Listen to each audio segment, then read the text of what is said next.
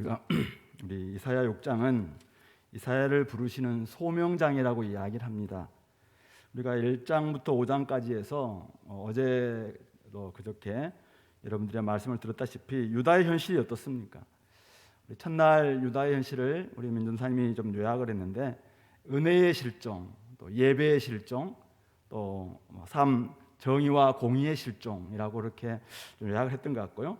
어제는 우리가 하나님의 극상품 포도나무를 심었지만은 들포도를 맺는 열매의 실종이죠. 그리고 그렇게 됐던 이유가 하나님 말씀을 멸시하였고 하나님 말씀을 떠났기 때문이라고 말씀의 실종이 결국은 이스라엘의 현실이었다라는 것을 보여주고 있습니다. 오늘 이런 현실 속에서 하나님께서는 이사야를 부르고 있습니다. 무슨 말입니까? 여전히 유다를 향한 길에 저버리지 않고 있다라는 것을 보여주고 있습니다.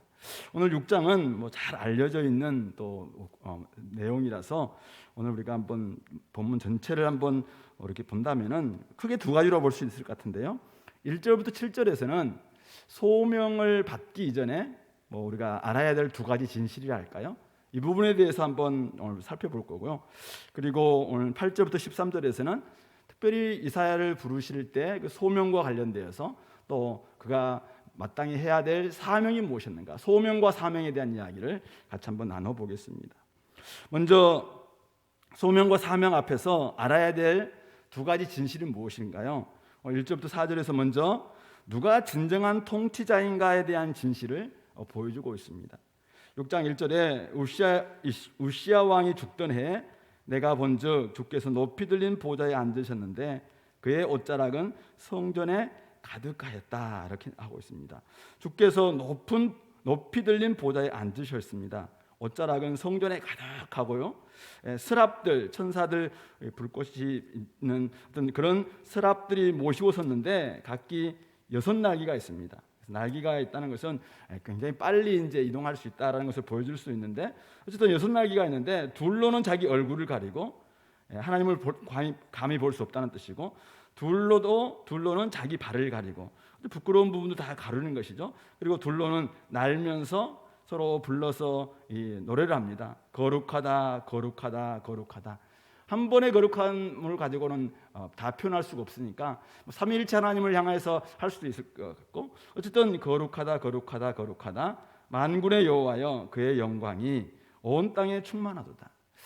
거룩함이 하나님의 내적인 성품이라면 영광은 그 거룩함이 드러난 어떤 표현이 영광이라고 말할 수 있는데, 그 영광이 온 땅에 충만할 정도로 가득하다는 말씀입니다.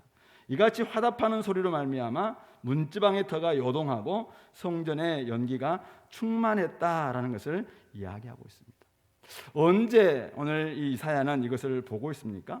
바로 우시야 왕이 죽던 해라고 이야기하고 있습니다. BC 740년 우시야 왕이 죽었습니다. 우시야 왕은 52년 동안이나 유다를 통치했던 선한 왕입니다. 하나님의 도우심으로 말미암아 유다를 강성하게 만들었던 왕입니다. 그러나 그가 강성하여졌을 때 마음이 교만했고, 그러므로 말미암아 이제는 하나님께 범죄합니다. 제사장이 다시 들어가서 해야 되는 그 성소에 들어가서 자기가 뭔가를 하려다가 하나님께서 결국 쳐서 그의 얼굴에 문둥병이 생겼고, 그로 말미암아 자기의 이제는 별궁에서 지낼 수밖에 없었던 16년 동안이나 자기의 아들 요담이 대리청정할 수밖에 없었던 그 우시야 왕, 처음에는 잘 나갔습니다. 그런데 또 뒤에는 결국은 하나님의 그런 또 징계를 받을 수밖에 없었던 그런 우시야 왕이 죽었습니다. 유다 백성들은 어떤 생각이 들었을까요? 우시야 왕이 죽었다. 우리가 지금 52년 동안이나 강성했던 유다가 이제는 우시야 왕이 죽었기 때문에 끝났나? 이렇게 생각할 수 있을 것이고, 아니면은 새로운 누군가가 이제는 등극함으로 말미암아 기대가 생길 수도 있겠다, 이런 마음이 될 수도 있겠죠. 그리고 이 우시야 왕이 죽던 이 즈음은 BC 744년경에 아수르 왕 디글랏 빌레셀 3세가 즉위했던 해이기도 합니다. 그러니까 당시에 이 디글랏 빌레셀로 말미암아 북이스라엘이 나중에 엄청난 폐해를 입게 되고 이 남유다까지도 침공하게 되는 그런 일들이 벌어지는데, 결국은 강한 유다는 끝나고 새로운 신흥 강국인 이 아수르가 일어나고 있는 이런 모습들을 바라보면서 사람들은 정말 하나님, 우리가 이 땅에서 우리가 지금 어떻게 될 것인가 이런 생각을 할 수 있겠죠. 그때 하나님은 그런 모습을 보여주고 있는 것입니다. 누가 과연 진정한 통치자인가, 이것을 보여주고 있습니다. 높이 들린 보좌에 여전히 앉아 계신 분이 계시더라는 것입니다. 유다를 다스리시는 분은 우시아 왕이 아니었던 것이죠. 여호와 하나님이 결국 유다의 참된 통치자다라는 것을 보여주고 있습니다. 세상을 통치하시는 분도 디글랏 빌레셀이 사실은 통치하는 것이 아니라 가장 높이 계신 바로 여호와 하나님, 온 땅에 그 영광이 충만하신 여호와 하나님이 세상을 통치하신다라는 것을 보여주고 있는 그런 비전인 것입니다. 정권이 바뀌고 새로운 정권이 들어서면은 여러 사람들이 상반된 반응을 보입니다. 누구를 지지했느냐에 따라서 전혀 다른 반응을 보이기도 합니다. 그러나 소명자는, 하나님의 부르심을 받고 살아가는 사람들은 오직 하늘의 왕이신 하나님만 섬기는 사람들입니다. 진정한 통치자가 누구인지 제대로 볼 줄 알고 아는 사람들은 그분의 소명에 따라서, 그분의 부르심에 따라서 온전히 순종하는 사람이 될 수 있는 것입니다. 누가 누구로 바뀌었다고 사실은 너무 실망할 필요도 없고 또 너무 기댈 필요도 없는 것입니다. 높은 보좌에 앉으신 하나님의 뜻을 행하는 것이야말로 진정으로 우리가 하나님 백성으로서 소명의 삶을 살아가는 우리의 삶의 모습이어야 될 것이고, 진정한 통치자가 부르신다면은 그분의 뜻을 따라서 살아가는 길이 결국 소명의 길이다라는 것을 오늘 이사야 선지자는 자기가 확인해야 했던 것입니다. 그래서 하나님은 우시아 왕이 죽던 바로 그 해에 높은 보좌에 앉아 계신 여호와 하나님을 보여주신 것입니다. 진정한 통치자가 여호와 하나님이시구나, 내가 누구를 의지하고 누구를 바라보고 나아갈 것인가, 이것을 먼저 생각해야 했던 것입니다. 두 번째는 5절부터 7절 보시면은, 그때 내가 말하되 화로다 나여 망하게 되었도다. 나는 입술이 부정한 사람이요 나는 입술이 부정한 백성 중에 거주하면서 만군의 여호와이신 왕을 배웠음이로다 하였도다. 이사야는 하나님을 배웠기 때문에 이제 내가 망하게 되었다 그렇게 고백합니다. 왜요? 그는 입술이 부정한 사람이라는 것입니다. 입으로 그동안 살아오면서 온갖 여러 가지 거짓말, 또 또 거짓말 비싼 거 이렇게 하지 않았겠습니까? 뿐만 아니라 입술이 부정한 백성 중에 거주하면서 지금 살아왔다는 말씀이죠. 1장부터 5장까지 봤던 우리 이스라엘 유다 사람들의 모습을 보세요. 그 중에 이사야도 함께 있었을 텐데 이사야만 유독 고고했을까요? 사실은 어쩌면은 거기에 좀 조금씩 물들지 않았겠습니까? 그러므로 그렇게 입술이 부정한 백성 중에 거주하면서 내가 만군의 여호와를 배웠으니까, 거룩하신 하나님을 배웠으니까 나는 이제는 망하게 되었다, 그렇게 고백할 수밖에 없는 것입니다. 거룩하신 주님을 만난 사람들의 가장 자연스러운 반응이 바로 이것인 것이죠. 거룩하신 하나님, 의로우신 통치자 앞에 섰을 때 모든 인생들은 다 두려워하고 떨릴 수밖에 없는 것입니다. 하나님의 보좌를 본 사람들은 자신이 어떤 존재인지를 가장 먼저 깨닫습니다. 거룩하신 하나님 앞에 설 때, 가장 크신 그분 앞에 설 때 내가 얼마나 작고 얼마나 미약하고 얼마나 죄가 많은 존재인지, 얼마나 부족한 존재인지 이것을 깨닫게 되는 것입니다. 거룩하신 하나님 앞에서 꼿꼿하게 서 있을 수 있는 존재는 아무도 없는 것입니다. 모든 선지자가 그랬고, 우리 신약에도 베드로 사도가 사실은 처음에는 자기가 자기 경험에 의지해서 나름대로 뭔가를 해보려 하지 않았습니까? 그러나 예수님께서 깊은 데로 가서 그물을 던져봐라, 딱 그 말에 순종했을 때 자기의 경험상으로는 안 되는 것입니다. 그러나 말씀에 의지해서 내가 던집니다 라고 했을 때 거기에서 엄청난 고기를 잡았을 때 어떻게 합니까? 감사합니다, 정말 잘 오셨군요, 이렇게 했습니까? 아니에요. 바로 주여 나는 죄인으로소이다, 나를 떠나소서 무릎 꿇고 자신의 부족함, 자신의 연약함, 자신의 죄인됨을 고백할 수밖에 없었다는 말씀입니다. 하나님을 인격적으로 만난 죄인됨을 고백할 때, 죄인됨을 고백할 때 하나님은 어떻게 합니까?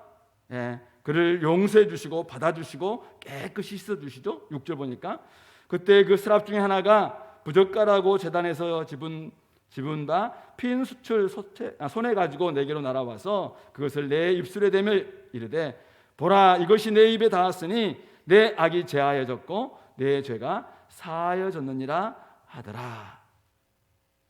그가 자신의 죄인됨을 고백하고 내가 이제는 주님을 배웠기 때문에 망하게 되었습니다, 그렇게 고백했을 때 오늘 하나님께서는 그의 입술을 깨끗이 씻어주시는 것입니다. 네 악이 죄하여졌다, 네 죄가 이제는 사하여졌다. 하나님이 주시는 은혜, 하나님이 주시는 이 죄의 용서야말로 바로 그가 오늘 하나님 앞에서 얻었던 가장 중요한 은혜였고, 또 사실은 그가 이제 앞으로 소명의 길을 걸어갈 때 가장 중요한 능력이다라는 것을 보여주고 있는 것입니다. 그러므로 오늘도 두 번째, 우리가 소명의 길을 떠나기 전에 알아야 될 진실이 하나 있는데, 그것은 소명자에게 필요한 능력이 무엇인가?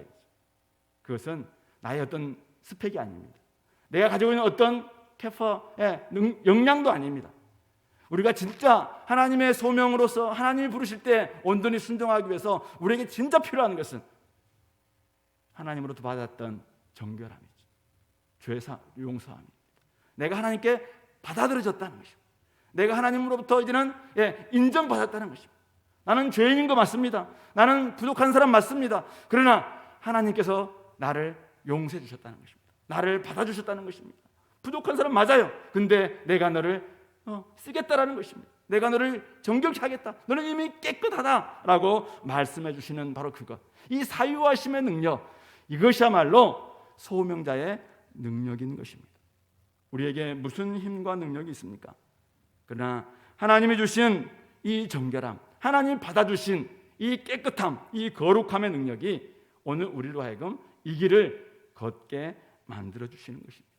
하나님이 주신 이 죄 용서와 그 결과 우리가 갖게 되는 이런 정결함의 능력, 경건의 능력은 하나님께서 부르시는 곳에서 마음껏 일할 수 있는 자격 조건이 될 수 있는 것입니다. 그러므로 오늘 우리가 하나님의 자녀라면은, 그리고 하나님께서 부르시는 그런 삶에 내가 한번 쓰임받기를 원한다, 그런 마음을 가지고 있는 사람들이라면은 먼저 하나님이 누구신지를 발견하시기 바랍니다. 하나님이 이 땅에 어떤 통치자보다 가장 위대하신 통치자이시다라는 것을 인정하시기 바랍니다. 그분이야말로 나의 삶을 인도하시는 선한 목자이고 우리의 구원자이고 우리 앞길을 아버지는 가장 아름답게 펼쳐주실 이 땅의 권세 중의 권세시다라는 것을 인정하시기 바랍니다. 그리고 하나님의 자녀답게 하나님의 닮은 삶을 살아내시기 바랍니다.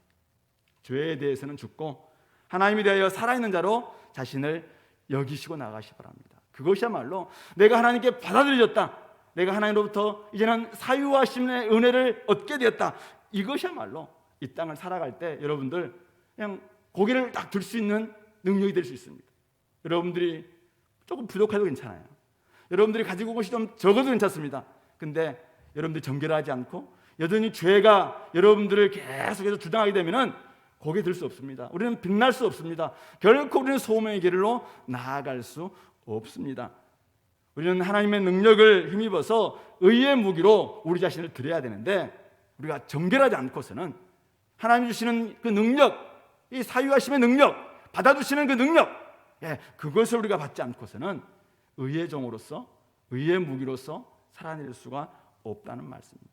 그러므로 이런 준비를 여러분들이 잘 감당함으로 말미암아 이 길을 나아갔으면 좋겠고, 하나님께서 여러분들의 삶을 가장 복스럽게 만들어 줄 겁니다. 그래서 그 일에 오늘 이사야가 그렇게 쓰임 받았던 준비를 했던 것처럼 우리 공동체도 그런 준비 잘 감당할 수 있기를 바라고, 오늘 이 밤에도 여러분들 정말 기도할 때 다른 걸 떠나서 내가 어떻는가, 내가 누구 보고 좀 살아가고 있는가, 누구를 믿고 나아가고 있는가, 나는 누구의 사람인가, 이거 한번 깨닫으면 좋겠고, 내가 진짜 나한테 어떤 능력을 나는 추구하기를 원하는가, 내가 기도하면서 어떤 내 지금 뭘 달라고 요구하고 있는가, 깨끗하면 되지 않습니까? 정결하면 되는데, 하나님이 나를 받아주시면 되는데, 하나님 나를 인정해 주시면 되는데, 자꾸 다른 것 추구하려다가 결국 그 욕망 때문에, 그 정욕 때문에 또 죄범하는 그런 모습이 없도록 하나님 아버지 나를 받아달라고, 나를 받아주신 그 은혜, 그 능력 의지에서 내가 이 길을 걸어가게 되려고 그렇게 기도할 수 있게 되기를 간절히 소망합니다.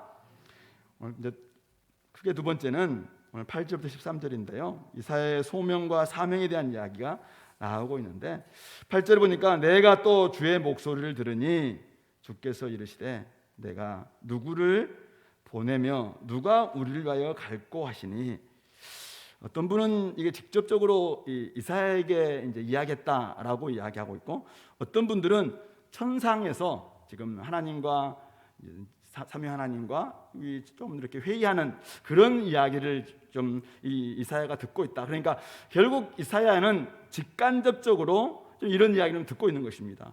내가 누구를 보내며 누가 우리를 위하여 가면 좋겠나, 이런 이제 지금 막 논의를 하고 있는데, 그것은 사실은 하나님께서 이사야를 지금 이거 보여주면서 이사야에게 나름대로 그를 부르시는 그런 순간이겠죠. 야, 네가 우리를 좀 갈래? 지금 이렇게 이제 부르시는 순간이라고 생각해요. 그때 이사야가 어떻게 반응합니까? 그때 내가 이르되 내가 여기 있나이다, 나를 보내소서 하였더니, 그는 하나님 부르심 앞에서 자발적으로 대답하고 있습니다. 하나님, 제가 가겠습니다. 저를 보내십시오. 이렇게 이야기하고 있는 것입니다. 누가 하나님의 이 부르심, 하나님의 소명에 반응할 수 있겠는가? 앞에서 우리가 본다면은 지극히 높으신 분이 가장 작은 나를 받아주시고 사용하기를 원하신다라는 그 마음을 가진 사람, 세상에서 가장 높으신 분인데 그분이 다스리고 계시는데 가장 천하고 부족하고 죄 많고 입술도 부정한 나마저도 받아주시고 사용하기를 원하신다, 그 사실을 인정하는 사람들이라면 누구나 가능하다는 것입니다. 하나님께서 부르실 때 그런 사람들은 나를 보내소서, 제가 여기 있습니다라고 자발적으로 헌신하면 되는 것입니다. 자원하는 마음으로 주님께 자신을 드리는 것이 중요하다는 말씀입니다. 이 시대의 어두움과 아픔을 보면서 가슴이 뛰는 사람, 눈물이 나고 견딜 수 없을 만큼 열정에 사로잡히는 사람, 아무도 막지 않습니다. 누가 뭐라 한다 할지라도 하나님께서 여러분들 결코 막지 않을 겁니다. 제가 이 말씀을 준비하면서 옛날에 제가 대표간사였을 때 그때는 이제 우리 그 간사를 시험을 쳐서 이제 뭐 영어, 뭐 성경, 또 논문 뭐 이렇게 몇 가지 시험을 쳐서 이제 간사를 이렇게 지원하게 되는데, 계속 이렇게 몇 번 이렇게 해봤는데 한 분이 되게 다른 건 다 좋은데 조금 이분이 안 돼가지고, 야, 너는 이번에 간사 좀 안 될 것 같다라고 이렇게 좀 제가 조금 권유를 했었습니다. 간사는 좀 알고 열심히 다른 걸로 좀 하자 이렇게 했는데, 나중에 그 간사님은 열심히 좀 하려는 마음이 있었어요. 근데 그 결혼까지 했던 분인데 자매가 장문의 편지로, 손편지로 3장, 4장, 5장 뭐 지금도 아마 제가 찾아보면 있을 텐데 편지를 썼습니다. 시켜달라고. 열정과 하나님 나라를 위해서 한번 헌신하고 싶다라고. 사실은 그 헌신 앞에서 어떻게 안 된다 이렇게 할 수 있겠습니까? 그래서 우리가 추천서를 써가지고 이제 보냈습니다. 물론 시험에서는 안 됐습니다. 안 됐는데요, 그것으로 끝나지 않더라고요. 그 뒤에도 얼마나 시험 안 돼서 정식 간사는 아니었지만은 정식 간사보다 훨씬 더 열정적으로 일하는 모습들을 보여줬고, 지금도 열심히 하나님 나라를 위해서 두 부부가 헌신하고 있는 모습을 보여주고 있습니다.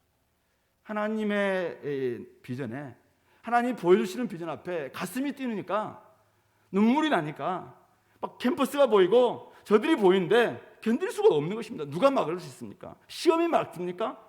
시험은 뭐 우리의 몇 가지 자격 조건을 테스트할 겁니다. 근데 그것이 그 사람의 열정을 사실은 막을 수가 없는 것이죠. 그러니까 그것은 안 되니까 다른 방식으로 열심히 섬기면서 지금도 저보다 더 열정적으로 일하는 모습을 보여주고 있습니다. 거룩하신 하나님을 믿고 자신을 정결하게 준비한 사람이 있다면 자원하면 됩니다. 그런 사람들은 하나님께서 보여주시는 비전 속으로 얼마든지 자발적으로 들어갈 수 있다는 사실입니다. 우리를 부르시는 분이 누굽니까? 바로 만군의 여호와 하나님이십니다. 진정한 통치자 하나님께서 나를 부르고 있습니다. 우리를 부르시고 계십니다. 하늘의 왕이신 그분께서 이 땅 가운데서 우리를 부르시고 계시는 것입니다. 그런 의미 속에서 우리 공동체에서 한 사람도 나는 안 된다 제외시킬 사람이 없습니다. 나를 누가 갈 거는 쟤를 보내서, 옛날 우리가 농담 비슷하게 했잖아요. 제가 가겠습니다. 그러니까 쟤를 보내서 맨날 이렇게 했던, 농담은 그렇게 할지 몰라도 진정으로 우리 마음속에서는 사실은 제가 가고 싶습니다. 근데 조금 제가 마음속에는 부족함이 있습니다. 이런 마음 때문에 쟤를 보내서 이렇게 했다면 하나님은 그 마음 보실 거라고 생각을 합니다. 하나님의 나라와 그 일을 위해서 사용되지 못할 사람은 아무도 없다는 것입니다. 그러므로 내가 여기 있나이다, 나를 보내소서, 이렇게 반응하면 됩니다. 제가 몇 번 이야기했다시피 저는 참 부족했던 사람입니다. 앞에 서면은 되게 떨었고요. 제가 여수에서 부산으로 가서 살면서 아무리 이렇게 말투를 바꾸려 도 잘 바뀌지 않아요. 지금도 안 바뀌잖아요. 그러다 보니까 이게 어느 말인지 잘 모르고 말만 막 웃기도 하고 놀리기도 하고 그러니까 스스로 이제 자신감도 떨어지면서 막 떨기도 하고 막 이렇게 지냈었습니다. 그런데 하나님께서 캠퍼스의 비전과 젊은이들을 누가 정말 키웠으면 좋겠는가 이렇게 할 때 저를 쓰면 안 됩니까? 사실은 그 마음이 생겼어요. 그래서 눈물을 머금고 일에 헌신했습니다. 제가 사실은 부족하지만 제 같은 사람을 쓰셨다면 저는 여러분 요즘처럼 똑똑하고 정말 잘 준비된 시대가 없다고 생각하는데 여러분들은 얼마든지 가능합니다. 2030 요즘 정치인들도 많이 나오지 않습니까? 2030 얼마든지 이 시대를 바꿀 수 있는 하나님의 일꾼이 될 수 있고요. SVM 운동에 다 실질적으로 뛰었던 사람들은 다 2030이었습니다. 바로 대학생 시절 때 벤젤런이, 언더우드니 이 수많은 사람들이 다 20 시절 때입니다. 바로 대학생 시절 때 일어나서 그가 하나님 앞에서 저를 좀 보내달라고 제가 우리 시대를 한번 바꿔보겠다라고 이야기했습니다. 40, 50 세대들 가장 힘 있는 시대 아닙니까? 힘 있는 세대 아닙니까? 그렇다면 여러분들이 나서야 되겠죠. 60이 넘었으면 이제는 끝났나요? 아닙니다. 여러분들에게 얼마나 많은 역량이 있습니까? 준비되는 게 있지 않습니까? 그것 가지고 우리가 헌신하면 되는 것입니다. 하나님께서 오늘 우리를 부르시고 계십니다.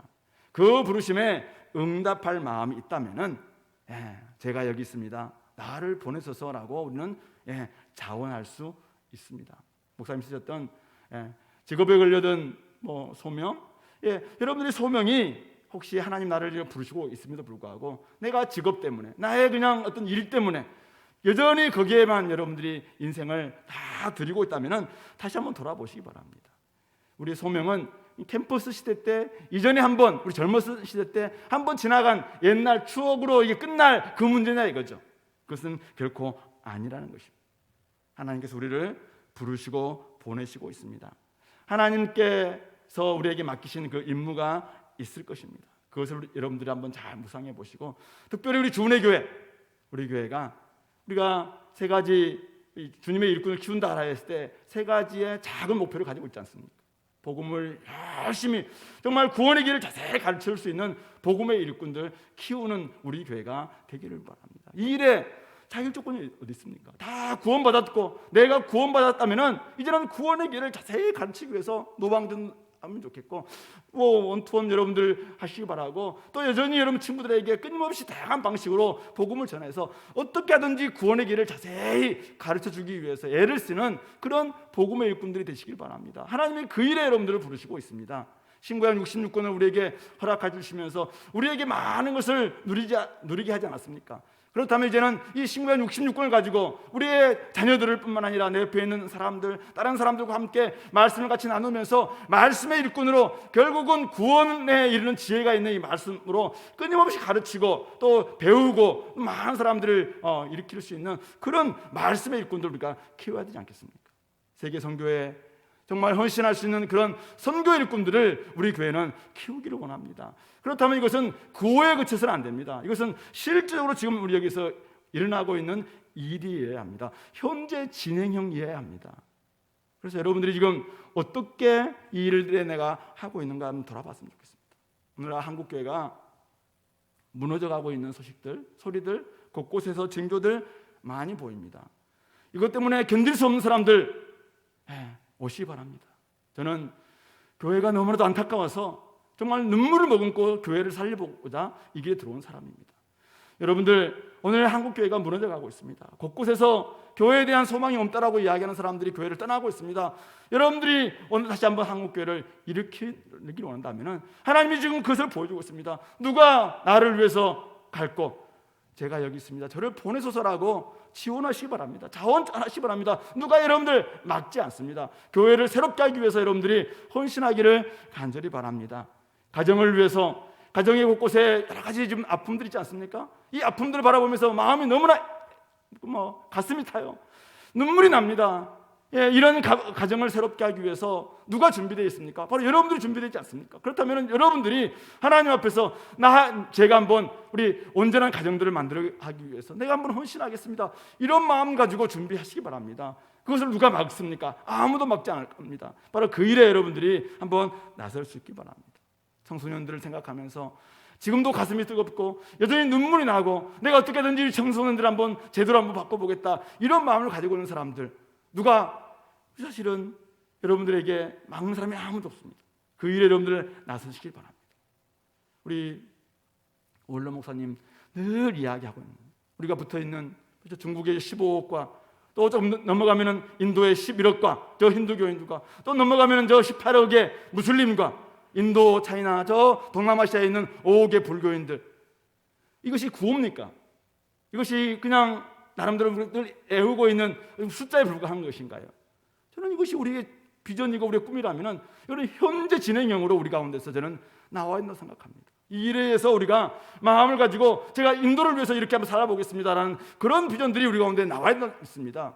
무슬림을 위해서 구체적으로 기도할 뿐만 아니라 제가 무슬림을 위해서 이렇게 여기에서 무슬림의 많은 사람들을 위해서 한번 헌신하겠습니다, 이런 우리 작은 움직임들이 있어야 된다고 생각합니다. 저 불교인들을 생각하면서 우리가 끊임없이 하나하나 준비해서 제가 저 5억에 있는 5억의 저 불교인들을 위해서 동남아시아에 이렇게 한번 나아가겠습니다, 이런 마음을 가지고 있는 사람들이 우리 가운데 저는 일어나야 된다고 생각합니다. 그럴 때 이것이 사실은 꿈이 조금씩 저는 현실화될 수 있다고 생각합니다. 하나님은 오늘 저와 여러분들을 부르시고 계십니다. 누가 나를 위해서 갈고, 여러분들 마음속에 정말 이 가슴이 뜨거워지고 하나님 아버지 저라도 쓰시겠습니까? 이런 마음이 드는 사람이 있다면 아무도 막지 않을 겁니다. 그 일에 여러분들 자신을 들으시기 바랍니다. 무엇이 여러분들을 지금 막고 있습니까? 하나님께서 여러분들을 부르신다면 오늘 이사야처럼 제가 여기 있습니다, 나를 보내소서, 이렇게 한번 헌신할 수 있게 되기를 간절히 바랍니다. 두 번째는 이사야의 사명입니다. 9절부터 13절. 그렇다면 이런 하나님께 부르시는 곳에서 제가 가겠습니다라고 이야기했는데 하나님은 이사야에게 어떤 사명을 주시고 있습니까? 9절 10절은 이렇게 이야기했죠. 가서 이 백성에게 이르기를 너희가 듣기는 들어도 깨닫지 못할 것이요 보기는 보아도 알지 못하리라 하여 이 백성의 마음을 둔하게 하며 그들의 귀가 막히고 그들의 눈이 감기게 하라. 염려하건대 그들의 눈으로 보고 귀로 듣고 마음으로 깨닫고 다시 돌아와 고침을 받을까 하노라, 이렇게 말하고 있습니다. 도대체 이 백성이 보지 못하고 듣지 못하게 하고 깨닫지 못하도록 하는 것이 이사야의 사명이다? 사실은 굉장히 좀 이상한 사명이죠. 이사야가 먼저 해야 될 사명은 뭐냐면은 가서 이 백성에게 저들 좀 깨닫게 해라, 저들 좀 보게 해라, 저들을 좀 듣게 해라, 이게 아니었어요. 이 백성들이 마음을 좀 둔하게 해서 귀가 막혀서 그들의 눈을 좀 감기게 해서 제발 좀 듣지 못하게 해라, 깨닫지 못하게 해라, 보지 못하게 해라. 내가 마음에 고민이 있다는 거예요. 하나님께서 저들이 좀 보고 듣고 마음으로 깨닫고 그냥 금방 와서 고침 받을까 내가 되게 염려스럽다, 이렇게 말씀하고 있습니다. 무슨 말입니까? 이사야 선지자의 사명에 대한 역설적 표현이라고 말할 수도 있을 것입니다. 아무리 전해도 마음이 둔해서 듣지 않을 것이고 아무리 말해도 그들이 그냥 깨닫지 못할 것이고 여전히 그들은 너의 말씀에 대해서, 네가 전하는 말에 대해서 그냥 무관심할 것이다 라는 것에 대한 역설적 표현이라고 볼 수 있을 것입니다. 우리 1장, 어떻게 5장 이렇게 보면서 유다의 현실이 어떻습니까? 그들은 마음이 살쪄 있습니다. 자기들은 문제 없다는 것입니다. 우리가 하나님 앞에 은혜 받은 사람들이고, 우리가 예배 잘 드리고 있고, 우리가 헌금 잘하고 있고, 우리가 열심히 하나님 앞에 제사 잘 드리고 있는데 우리가 뭐가 문제냐? 마음이 살쪄 있습니다. 눈과 귀가 사실은 그들은 어두워져 있습니다. 그런데 그런 현실 속에서 사실은 좋은 말씀들, 복된 말씀 전한 분들, 이거는 그들에게 아무런 의미가 없다는 것입니다. 그래서 그런 현실 속에서 이사야가 가서 하나님의 심판의 메시지를 전할 때 사실은 어쩌면 이사야는 가서 뭐랄까요? 그냥 따가 되는 거예요. 사람이 그에 대한 관심이 없을 겁니다. 왜요? 자기들에게 원하는 말씀이 아니니까. 그러니까 그냥 너희는 가서 네가 도리어 전혀 듣지 못, 너의 메시지에 대해서 관심도 없고 도리어 너는 외로운 사역이 될 수밖에 없을 것이다 라는 그런 의미가 될 수도 있고요. 또 하나는 그들로 하여금 쉽게 믿게 해서는 안 된다는 것입니다.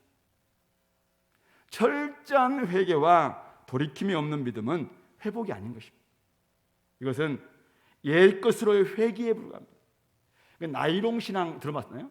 내 친구가 나이롱 신앙에 대해서 이렇게 예찬하면서 나이롱 신앙, 나이롱 아세요? 나이롱? 예. 즐기고 오래 가고 이렇게 하는데 나이롱이라는 거예요. 나이. 신앙도 그냥 되게 조금 별로 없어요. 그냥 면도 아니고 그런데 그냥 되게 즐기면서 오래 간다라고. 이게 나이롱 신앙이 괜찮다 이렇게 이야기하는데요. 그런 나이롱 신앙이 과연 하나님 앞에서 뭐가 그 의미가 있겠냐 이거지. 뭐가 있겠냐. 그러므로 그런 저들로 하여금 아예 듣지 못하게 하는 것, 그것이 바로 네가 해야 될 사명이다라는 것을 말하고 있습니다. 안전과 편안함을 추구하고 있는 그들에게 정의와 공의의 메시지를 전해본들 사실은 그들은 더욱 멀어져 갈 겁니다. 자기들은 상관없는 메시지라는 것입니다. 이들은 늘 우리에게 복 주는 말씀만 기대하고 있어요. 그런데 그들에게 가서 너희들이 정의와 공의를 행해라 이렇게 이야기하면들 너는 아직도 현실을 모르네. 아직도 그런 소리를 하고 있네. 이렇게 하면서 그들은 아예 길을 닫을 겁니다. 이게 하나님이 지금 원하시는 바예요. 왜요? 그들은 망하지 않고서는 안 된다는 것이죠. 하나님이 기대하신 것은 극상품 포도나무에게 기대하신 것은 좋은 열매이지 결코 들포도 하나님이 원하시는 것이 아닙니다. 철저하게 무너질 만큼 심판하시는 게 하나님의 뜻입니다. 그래서 이사야는 그들한테 가서 아픈 메시지를 전해야 됩니다. 심판의 메시지를 전해야 됩니다. 그들이 얼마나 귀가 막혀 있고 그들의 눈이 얼마나 멀어 있고 그들의 마음이 얼마나 살쪄 있는지 그런 부분들에서 철저히 가서 전해야 됩니다. 아프게 해야 됩니다. 그들은 너희들은 이렇게 살면 죽는다 이렇게 외치라는 것입니다. 그것이 오늘 이사야가 해야 될 사명이었습니다. 심판의 전력. 여러분들은 지금 하나님의 은혜 받은 백성이 아닙니다. 여러분들의 삶에는 은혜가 다 실종되었습니다. 여러분들의 삶은 이렇게 삶인데 이런 삶은 결국 여러분들이 말씀이 없기 때문입니다. 말씀의 실종. 여러분들은 종교생활 잘한다고 했지만은 결국 여러분들 삶 속에서는 이것은 하나님 앞에 마당만 밟는 행위입니다. 바로 1장에서 5장에서 우리가 봤던 그 말씀을 이사야가서 하는 것입니다. 그래서 심판 전하는 것이죠. 여러분들은 잡혀갈 것입니다. 사람들은 좋아하지 않습니다. 사람들은 싫어합니다. 그런데 그렇게 하지 않으면은 안 된다는 것입니다. 철저히 그들을 아프게 해야 된다는 것입니다. 효가 없을 수 있습니다. 효율 부족할 수 있습니다. 근데 전하라는 것입니다. 이것이 오늘 이사야가 해야 했던 첫 번째 사명이었습니다. 언제까지요? 오늘 이사야가 궁금했습니다. 주여 어느 때까지 이렇게 해야 됩니까? 라고 묻습니다. 11절 내가 이르되 주여 어느 때까지입니까? 하였더니 주께서 대답하시되 성읍들은 황폐하여 주민이 없으며 가옥들에는 사람이 없고 이 토지는 황폐하게 되며 여호와께서 사람들을 멀리 옮기셔서 이 땅 가운데 황폐한 곳이 많을 때까지니라. 언제까지 하라고 합니까? 망할 때까지 하라는 것입니다. 주민도 가옥도 토지도 다 황폐하게 되고 사람들은 다 포로로 잡혀가서 저 멀리 옮기실 때까지, 철저히 망할 때까지 심판의 메시지를 전하라는 것입니다. 그렇지 않으면 소용없다는 것을 하나님이 아시기 때문에 그렇습니다. 그때까지는 아무리 말해도 모르기 때문에 철저히 그들을 망하게 하라는 것입니다. 성읍들이 황폐하고 가옥에는 사람들이 없고 토지는 다 그냥 말라서 사람 정말 하나도 없는 이런 지경이 될 때까지 철저히 망하게 하는 하나님의 심판의 메시지를 네가 가서 전해라. 평화가 자기 삶을 온전히 지배하고 있고 모든 것이 막 잘 되고 있을 때 하나님은 여러분들을 심판하십니다. 하나님의 재앙이 오고 있습니다. 여러분 같았으면 믿겠습니까? 지금 비가 전혀 오지 않고 있는데 산에 올라가서 막 110년 전에 막 노아 이거 방주를 만들면서 하나님이 심판하신다, 심판하신다. 사람들이 와 심판 이렇게 믿는 사람이 어디 있어요? 근데 노아가 그 일들을 해야 돼. 120년 동안이나 그것을 했던 것이죠. 오늘 이사야 3일도 마찬가지입니다. 지금은 평화의 시대입니다. 지금은 부강한 시대입니다. 지금은 안전의 시대입니다. 그런데 그때 가서 하나님 뭐라고 합니까? 여러분들은 망한다는 것입니다. 이렇게 살면 망한다는 것입니다. 아니 돌아보면 아무것도 지금 징조가 없어요. 다 잘 되고 있습니다. 집도 잘 되고 뭐 자식도 잘 되고 다 잘 되고 있는데 하나님이 이사야를 보내서 여러분들 이렇게 살면 망합니다. 여러분들은 끌려갑니다. 여러분들이 망합니다. 정말 교회가 절대 무너질 것이다. 이렇게 하면 인기를 끌겠습니까? 전혀 끌지 않을 것입니다. 그러나 그래도 이 메시지를 전하는 것입니다. 얼토당토하지 않는 그런 이야기처럼 여겨지겠지만은 전하라는 것입니다. 어느 때까지? 망할 때까지. 철저히 망해보면은 그때 가면 하나님 말씀이 사실인 줄 알게 됩니다. 일제강점기 때 천국에 대한 사모함이 가장 컸습니다. 한국 전쟁 때 수많은 사람들은 하나님 나라를 사모하고 애를 썼습니다. 그때서야 하나님 말씀을 듣기 시작하는 것입니다. 바로 이것이 인간의 모습이죠. 자기가 의지했던 것 전부 다 망해봐야지 그때 가서 깨닫게 되는 것입니다. 그러므로 종말이 보이기 시작할 때까지 심판의 메시지를 전해야 되는 것. 그것이 이사야 사명입니다. 참 이것은 어렵고 외로운 싸움이겠죠. 그러나 이 일들을 감당하는 것입니다. 그래야 그 철저히 망한 바로 그곳에서 하나님께서 다시 시작할 수 있기 때문에 그렇습니다. 그래서 두 번째 사명이 바로 회복의 사명, 구원의 전령의 사명이 나오는데요. 13절의 말씀입니다. 우리 13절 말씀 같이 한번 읽어볼까요? 그 중에 10분의 1이 아직 남아있을지라도 밤나무, 상수리나무, 뱀을 당하여도 그 그루터기는 남아있는 것 같이 거룩한 씨가 이 땅에 그루터기니라 하시더라. 밤나무, 상수리나무가 다 배임 당했습니다. 그런데 남아있는 것이 아직 10분의 1 있어요. 근데 그때까지도 사람들은 안 돌아온답니다. 그래서 10분의 1까지도 다 망하게 합니다. 이제는 아무것도 없습니다. 산에 그 울창했던 숲이 10분의 1만 남고 다 배임 당했어요. 근데도 사람들은 아직도 10분의 1이 남아있으니까 사실은 거기에 소망을 둡니다. 그래서 하나님은 그 10분의 1도 다 망하게 합니다. 그래서 철저한 이제는 황폐함, 이것밖에 없는 나라 그곳이 됩니다. 절망밖에 보이지 않을 것입니다. 그런데 남아있는 게 있어요. 뭡니까? 바로 그루터기라는 것이죠. 하나님께서는 거기서 시작하시겠다는 것입니다. 하나님께서는 그 그루터기에서 싹이 나오도록 하겠다. 내가 준비한 거룩한 씨, 바로 남은 자, 그들을 통해서 하나님은 일하시겠다는 것입니다.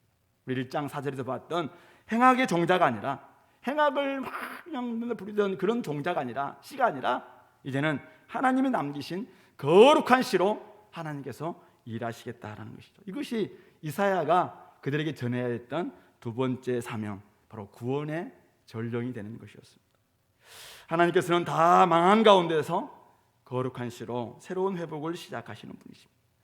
거룩한 씨를 심어서 하나님 나라를 이루시는 분이 하나님이시고, 그것이 하나님께서 원하시는 구원의 방식인 것입니다. 그래서 이 땅의 구루터기 거룩한 씨를 통해서 하나님께서 일하신다라는 것입니다. 그러므로 망해가는 현실, 황폐한 땅을 보면서 한숨 쉬는 사람들 앞에서 이사야는 그때부터 또 소망을 이야기하기 시작합니다. 하나님은 구원이십니다. 자기 이름이 바로 이사야가 하나님이 구원이시다는 뜻이잖아요. 그러면서 이제는 땅을 파고 땅을 좀 기경하시기 바랍니다. 이제는 봄이 찾아올 겁니다. 하나님께서 여러분들을 구원하실 것입니다. 이렇게 이야기하는 것입니다. 이것이 이사야의 사명인 것입니다. 소망이 없는 사람들, 다 망했다고 생각하는 그들을 향해서 이제는 하나님께서 일하십니다. 하나님이 구원하기 시작합니다. 하나님은 바로 거룩한 씨를 통해서, 그루터기를 통해서 일하시기 시작할 것입니다 라는 것을 전했던 것이죠. 그러므로 이사야의 사명은 심판과 회복을 위한 여호와 하나님의 전령이 되는 것이었습니다. 바로 이 이사야의 사명은 오늘 이 시대 속에서 저와 여러분들의 사명, 바로 교회의 사명과도 같은 것입니다. 거룩하신 하나님은 그냥 거북스럽고 더럽고 그냥 유치찬란하고 온갖 세속에 물들어 있는 수많은 사람들, 이 사람들을 대충 고쳐서 하나님 나라를 이루시는 분이 아니라는 것입니다. 하나님께서는 거룩한 씨로, 그것이 비록 작다 할지라도, 아니 사람들 눈에 볼 때는 아무것도 없는 것처럼 보인다 할지라도, 그루터기밖에 없다 할지라도 거기서 하나님의 계절 봄을 오게 함으로 말미암아 새롭게 시작하시겠다. 저는 이것이 우리 교회가, 우리 성도들이 외치는 바로 소망인 것입니다. 이것이 바로 우리가 전해야 될 사실은 구원의 새 소식인 것입니다. 우리가 해야 될 사명은 주님이 맡기신 바로 심판과 바로 회복의 전령이 되는 것입니다. 이 땅에 모든 족속으로 나아가서 하나님에 대한 믿음을 가진 사람들, 하나님의 믿음을 찾는 그런 가진 사람들 막 찾아서 그들을 세례를 주고 또 그들에게 주님께서 가르쳐 분부한 모든 것을 가르쳐서 지키도록 만들어주는 것, 이것이 우리의 일인 것이죠. 그들에게 그냥 대충 믿으면 됩니다. 그렇게 해서는 안 됩니다. 그러면 소망이 없습니다. 우리 교회가 해야 될 일은 자신의 죄에 대해서 철저히 돌이킬 수 있는 심판의 전령이 되는 것입니다. 하나님께로 돌아오지 않고서는, 하나님 앞에 온전히 돌아오지 않고서는, 자신이 얼마나 억만 죄인인가에 대해서 인정하지 않고서는 결코 우리에게 참된 소망이 없다라는 것을 전하는 그런 심판의 전령이 되어야 됩니다. 그럴 때 하나님께서 일하신다. 소망 없고 이제 아무런 낙도 없는 것 같은 그곳에서 하나님께서는 하나님의 놀라운 구원을 시작하신다. 거룩한 씨가 바로 여러분들의 소망이고 하나님의 소망이다. 그런 이야기를 우리가 들려줘야 되는 것입니다. 말씀을 마무리하면서 오늘 우리 공동체, 우리 2022년 공동체 회복과 재도약을 위한 준비 목표를 가지고 나아가고 있습니다. 이사야서를 준비하면서 참 어떻게 이 메시지를 가지고 전할까 참 고민하고 기도하면서 생각해 봤습니다. 우리에게 대충 공동체 그렇게 해서 부흥하면은 다시 한번 회복될 수 있을 것인가? 이사야에게 하나님께서는 그렇게 말씀하고 있지 않은 것 같습니다. 철저히 심판과 그 이후에 회복을 이야기하고 있습니다. 우리 안에 있는 온갖 세상적인 것들, 세속적인 것들, 욕망과 정욕과 자기중심주의와 이기적인 생각과 나밖에 모르는 그런 악한 모든 모습들, 이런 것들을 철저히 내버리고 철저히 주님 앞에 무릎 꿇는 가운데서 하나님이 베풀어 주시는 그 은혜를 소망하면서 나아가는 그런 거룩한 세대가 되는, 거룩한 씨가 되는 것, 이것이 공동체의 진정한 소망이구나. 이사야 선지자가 끊임없이 외치면서 외롭지만은 외쳤던 그 메시지가 바로 이것이구나라는 것을 생각해 봤습니다.